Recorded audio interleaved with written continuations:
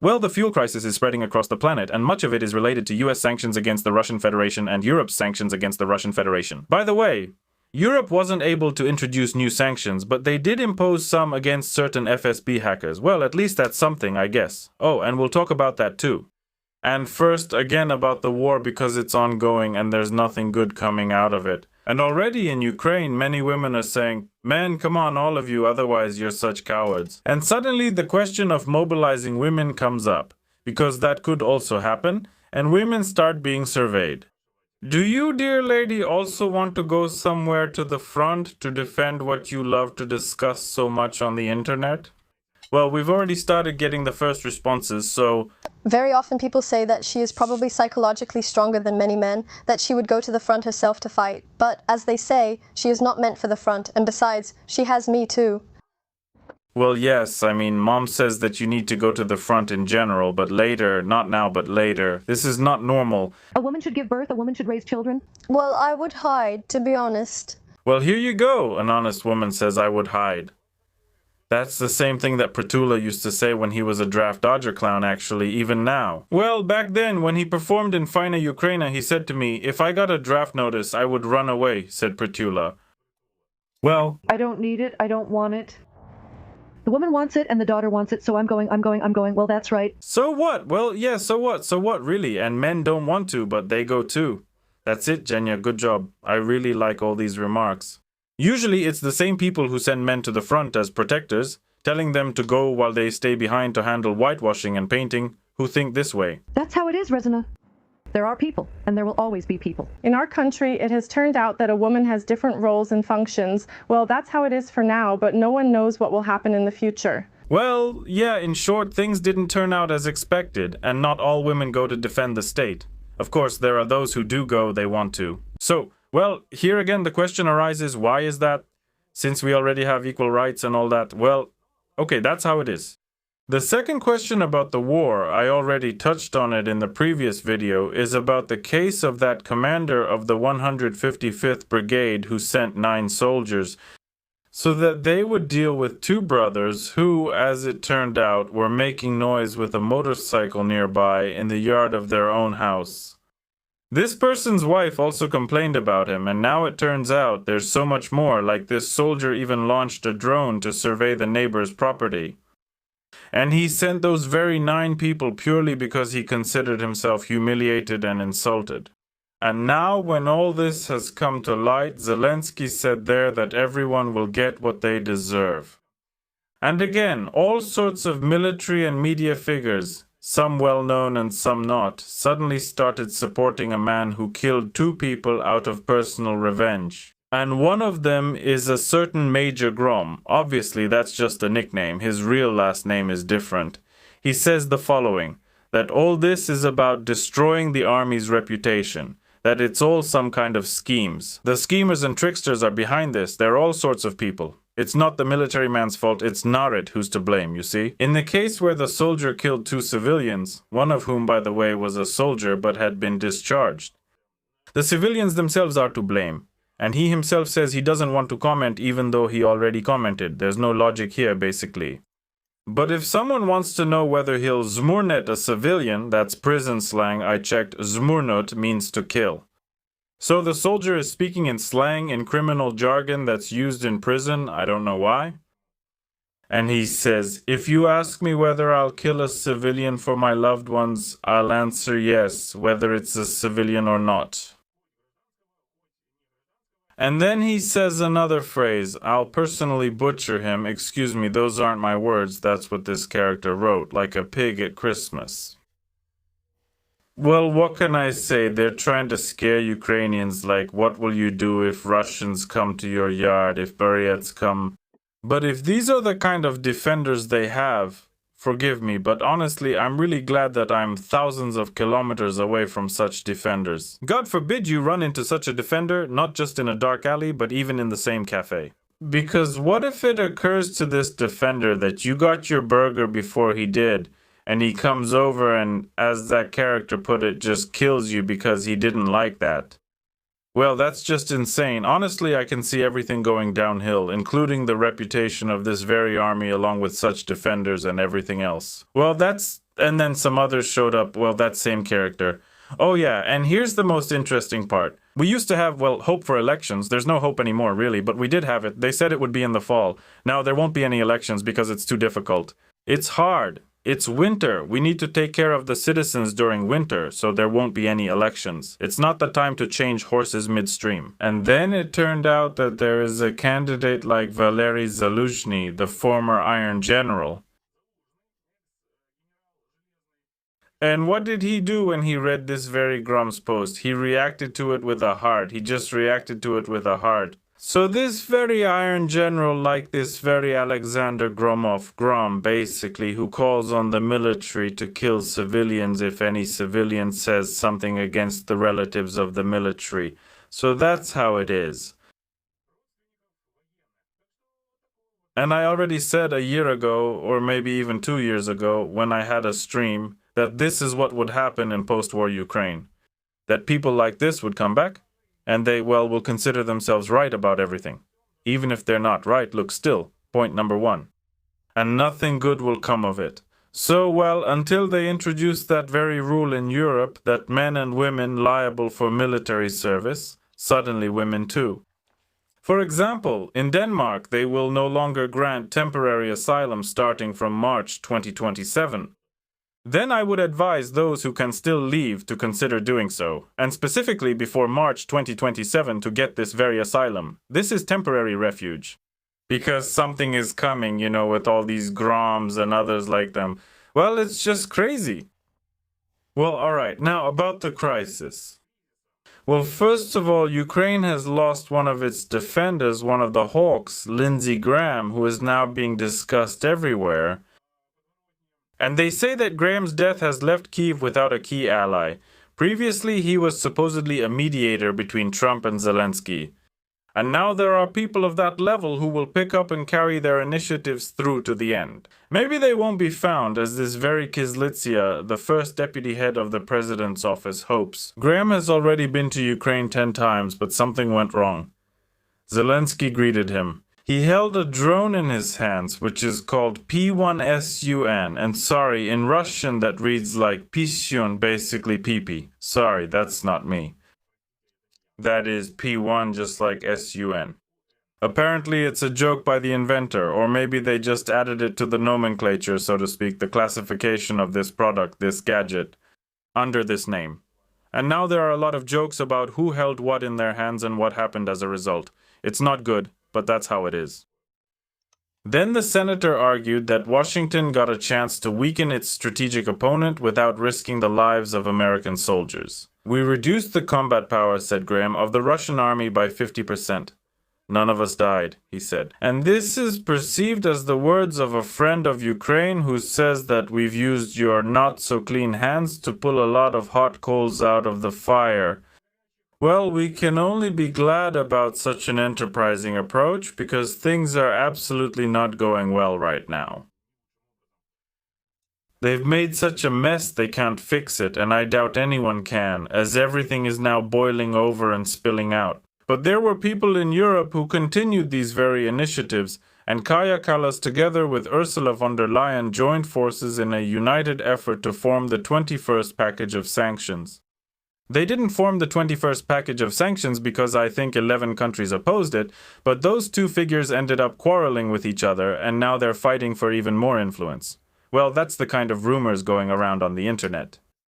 It turned out that the sanctions against Russia will be softened in the 21st package because they couldn't reach a consensus. So France, Italy, and Greece opposed the previously discussed automatic ban on issuing visas to all military personnel. As a result, the proposal suggests a softening there, then they want to ease the ban criteria. Then the package will include a ban on selling tankers to Russia for transporting LNG, and the restrictions will not affect the resale of Russian LNG to third countries. And you might ask, why? What happened? Why is it about LNG? It's such a powerful tool. The thing is, the countries of the European Union themselves bought a record amount of LNG from the Russian Federation. In the first half of 2026, the powerful leaders bought a record amount of liquefied natural gas from the Russian Yamal LNG plant. Despite the war in Ukraine, And in 2027, the EU will introduce a ban on such supplies, meaning they will shoot themselves in the foot again. And that's how it turned out in the first half of the year, as in the last 6 months, the countries of the European Union bought almost 10 million tons of that LNG from Yamal LNG. The European market remains critically important for Yamal LNG because the company depends on a small fleet of specialized tankers. But for now, they won't ban them because, as the European Union says, you don't get rid of a cow you need yourself. And really, you can't just rely on those wind turbines in the EU's wind power plants without fuel. Especially since just a few minutes ago, or I just read the news, that 10,000 of those very wind turbines need to be disposed of in Europe. If you've seen them, they're huge. They're like a 20 or 30-story building, some are even taller, some a bit shorter. The problem is they're made of multi-layered material that you can't really call environmentally friendly, and now no one knows what to do with them. So they installed them, they've served their purpose, and now they want to just bury these 10,000 wind turbines, which is a hell of a lot, excuse my language, and supposedly future generations might figure out how to dispose of them. All you can do here is throw up your hands. On the one hand, there's a nuclear power plant. It always stays in one place. Yes, there is waste, but there is a special site, a disposal site for that waste, where they plan to bury it and actually do bury it. In the end, of course, the harm from radioactive material is enormous, but if it is properly buried, it does not harm the environment at all, or if it does, the harm is minimal. Moreover, they don't choose a site for all this in the middle of some village or a huge city. But as for wind turbines, where can you bury such a huge thing? And who knows if anyone has done research on how it interacts with water and soil? Well, in Spain, for example, there are a huge number of these wind turbines. Spain has a huge amount of fertile soil. And where exactly they will bury these wind turbines, honestly, I can't say. Maybe they'll just dump them in a ravine, I have no idea. So that's how it is. They built them, but nobody knows what to do with them next. Well, but at least Zelensky went to France. He went to France to meet with that very powerful group of coalition enthusiasts, the eager ones. And they achieved a lot. They accomplished a huge amount. For example, Zelensky found out that France has powerful technologies. Wonderful. It's the perfect reason to go and see the smiling Macron. For some reason, he started wearing sunglasses all the time now. And to find out that France has powerful technologies. Which ones exactly, we still don't know. A productive meeting, says Zelensky. They discussed priorities ahead of the coalition meeting on countering ballistic threats, the coalition of the willing, as well as bilateral cooperation. Well, I mean, drinking coffee and eating croissants as part of bilateral cooperation. That's always good. I know from experience it's never a bad thing. The relationship between our countries has reached a truly strategic level, largely thanks to the personal efforts of President Macron. Today I thanked Emmanuel. Look how intimate it is. By his first name, Emmanuel, for his help and support over these years, and I awarded Mr. President, a true friend of Ukraine, a friend of freedom. I just love these things when people start babbling on about nothing. And to declare who awarded whom and in what way. It's just wonderful. Then they also discussed the situation at the front. Both realized that things are tough at the front, and something needs to be done about the situation at the front. What exactly? It's unclear. For now, well, they're developing measures. For the 7th year in a row, they're developing and developing. But they say that France has exactly the capabilities and technologies that Ukraine needs. Which ones exactly? It's not specified here. Maybe some kind of hyper engine or a time machine. You can't really understand this when you're sober. But at least this very ban on Russian fuel is now spreading all over the world. That is, they've banned it, all right? But then it turned out that if you ban skis, you won't get very far through deep snow. If you're walking without skis, well, you can just stand there in the snow, up to your waist, and think about your behavior. The Russian fuel crisis is spreading around the world, we're told. Ukrainian drones are attacking the largest oil refineries. Russia has stopped exporting all types of fuel. As a result, Europe is left without fuel. There's really nothing to comment on here. Honestly, at this point, even Ukraine is almost out of fuel, because the routes are being bombed, here and everywhere, and Russia is out of fuel, and Europe is out of fuel. How does the ban on fuel exports from Russia affect the global market? Because of the US and Israel's war against Iran, the exports of Saudi Arabia and other Persian Gulf countries, that was an alternative for Europe. For some time it was completely paralyzed, and now it is heavily restricted. The Strait of Hormuz is sometimes open to shipping and sometimes closed. This immediately brings to mind the cartoon where Eeyore is sitting with Piglet, and he shows a burst balloon, which Payatochok brought and said that it burst. And Eeyore says to Piglet, look, it goes in and out. Well, it's about the same with tankers in the Strait of Hormuz. They go in and out, and sometimes they go in but don't always come out. In general, strange things happen. The main consumers of Russian oil products will face the biggest difficulties: Turkey, Brazil, Morocco, Libya, Ghana, and Tunisia. It will also impact other importers as a side effect, as noted in the commentary. The countries that used to buy Russian fuel will try to increase imports from the Middle East or India, entering into competition with those who are currently buying it. And as a result, prices will rise all over the world. That's just wonderful, because industry will simply collapse under such high prices. Food will become expensive, and all of us will become even poorer. In fact, that's what's happening every year. Things are getting worse, worse, and worse. And the scale could expand significantly around the world, because it's unknown whether Russia will lift the ban in the foreseeable future on fuel exports. If not, things will get really bad, because the US has its own problems to deal with. As for Russia, well, Ukraine continues to bomb the oil refineries. And nothing good is happening so far, so I don't think anything significant will happen. And on top of that, Trump has announced again, I think you've already heard, war on Iran, because Iran attacked something over there. Some terrorist activity has started in Iran.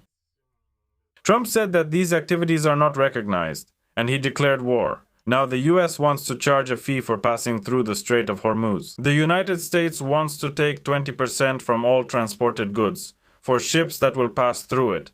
So even if peace suddenly comes, the US will continue to do this. Prices will go up. And thank you, Grandpa Trump, for our happy future. Spoiler? No. Trump also added that the American military is resuming the blockade against any Iranian ships and Tehran's clients. Now the US will be called the guardian of the Strait of Hormuz. We're taking control of the strait, says Trump. Iran has nothing, he said. And Trump also announced new strikes against Iran. And he stated that an agreement had been reached. But now, there's almost nothing left of it, of that very agreement. So, that's how it is. Oh, and Ukraine as well. This is just wonderful news. Just take a look. 9 countries are creating a missile defense coalition. They are planning to protect Europe from ballistic missiles, which so far don't seem to be flying toward Europe or even planning to. But you know, they have to spend the military budget somehow, you understand. I mean, developing military infrastructure in Europe? And well, that's it. They'll keep developing it and meeting every month or even twice a month. In some months, even 3 times. Good people should meet more often, obviously. Well, for now, we have powerful leaders. We can't take our eyes off them and listen as they share their wisdom with us. One of them is quite muscular, especially in the face. I mean, a very muscular character. He talks about how that very riot in Lviv is an information operation. It's Putin and all that. They are subjected to a greater degree of coercion. As you can see, young, energetic people. And bringing them in, yes, they don't have a problem, with stress draining them or lack of sleep weakening their energy. They live very comfortably. He's trying to joke, but again, look at the energy with which he's going on about it, sitting in his kitchen. But the question also arises, why aren't you at the front? I understand that he's probably officially listed as military somewhere in the center of Kyiv. But, if you're talking about all this and the journalist too, she'll probably just say, like in that first interview, I'm not meant for war, let him be the man, why should I? For them, violence started with themselves. In kindergarten, too many things were forbidden. This face inspires a very basic sense of trust. It's simple. That we need to compensate for. Yes. So, who else do we have here? We have Reva, I think, a former Minister of Social Policy. He used to say that these pensioners are so poor because they eat too much. And now he's a guest. A welcome guest on many TV channels. Now, in Poland, they are practically repeating what Putin said. I'm really surprised that Poland is now repeating Russia's narratives. If I were in the shoes of Polish politicians, especially law enforcement, Reva is reading some kind of cheat sheet. I'm not listening to him. Just to the questions the journalist with the Ukrainian surname Mamaev is asking. and intelligence services, I would check if there is any Russian trace in fueling all of this. Oh, Riva reminded them that they don't have glasses, they need to find powerful lenses. Oh, because this is powerful patriotic radiation. It's so dangerous that it's better to perceive it with powerful lenses, otherwise it's scary. And whether there is any Russian money to promote all these stories, and whether Putin is actually behind it. Because very similar talking points are now appearing in the Polish press too. If someone is dissatisfied with corruption in Ukraine or with the fact that Ukraine glorifies certain figures who killed Poles, of course it's Putin's fault. Naturally, the hand of Moscow is everywhere. Here's what I'm curious about. If it's everywhere, absolutely everywhere, then what measures are you going to take? That's really interesting. Will you take any measures? It's up to us to decide who is a hero and who is not.